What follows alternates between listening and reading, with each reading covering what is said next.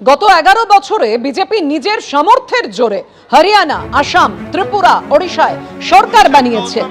পশ্চিমবঙ্গ, তেলেঙ্গানায় বিজেপি সাধারণ মানুষের কণ্ঠস্বর হয়ে উঠেছে। আর কি বলেছেন নরেন্দ্র মোদী, দেখুন।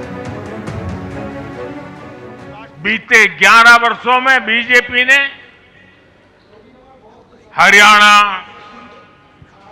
असम, त्रिपुरा और ओडिशा में पहली बार अपने सामर्थ्य से सरकार बनाई। पश्चिम बंगाल और तेलंगाना में भाजपा जनता की एक बड़ी आवाज बनकर उभरी है। अक्सर होता यह है कि लंबे कार्यकाल के बाद सरकारों के लिए टिके रहना मुश्किल होता है, लेकिन बीजेपी ने इस ट्रेंड को भी तोड़ दिया है। এদিকে বীরভূমের নানুরে আরএসএস কর্মীকে হুমকি এবং মারধরের অভিযোগ তৃণমূলের বিরুদ্ধে। প্রতিবাদে নানুর থানার সামনে বিক্ষোভ দেখালো বিজেপি এবং আরএসএস।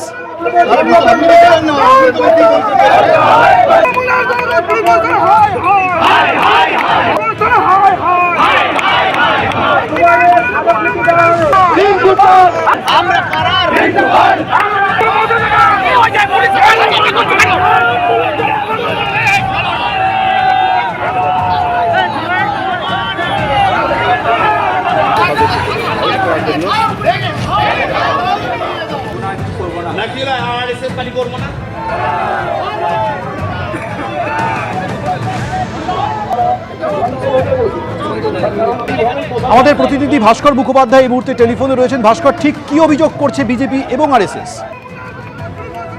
দেখো, বিজেপি আরএসএস এর অভিযোগ হচ্ছে যে গত পরশু যে রিন্টু পাল, যাকে মারধর করা হয়েছে নানুরে, এই রিন্টু পাল হচ্ছে আরএসএস এর কর্মী এবং তিনি সেখানে প্রচারকের দায়িত্বে ছিলেন এবং তাকে তৃণমূল নেতা, যিনি কৃষি কর্মাধ্যক্ষ নানুর পঞ্চায়েত সমিতি, তিনি পার্টি অফিসে ডেকে নিয়ে যান এবং সেখানে গিয়ে তাকে শাসানো হয় এবং রীতিমতো কাম ধরে উদ্বোস করানো হয় এবং তাকে জোরহাত করে ক্ষমা চাইতে বলা হয় এবং বলা হয় যে এই ধরনের কাজ যেন তিনি না করেন এবং গ্রামের যারা যুবক রয়েছেন তাদেরকে কিন্তু তিনি যেন প্রভাবিত না করার চেষ্টা করেন, তাহলে কিন্তু তার ফল খারাপ হবে।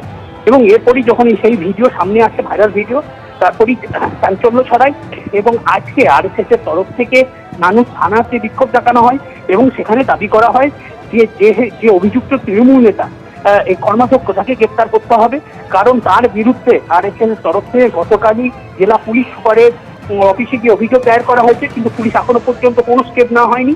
তাই এই আতঙ্কের মধ্যে রয়েছে এই পরিবার, রিন্টু পালের পরিবার। তাই দ্রুত তাকে গ্রেপ্তার করে সাজা দিতে হবে এবং সেই দাবিতেই আজকে বিক্ষোভ শুরু হয়। প্রায় 1 ঘন্টা ধরে নানুর থানার সামনে বিক্ষোভ চলে আরএসএস এর এবং তারা পরে ওসির সঙ্গে দেখা করেন।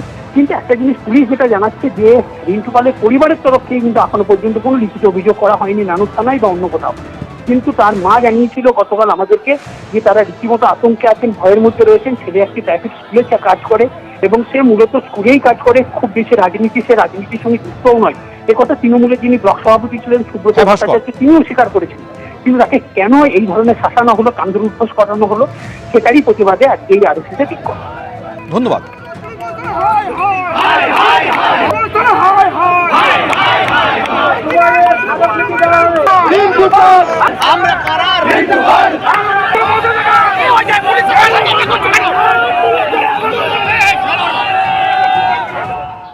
এবিপি আনন্দ, এগিয়ে থাকে, এগিয়ে রাখে।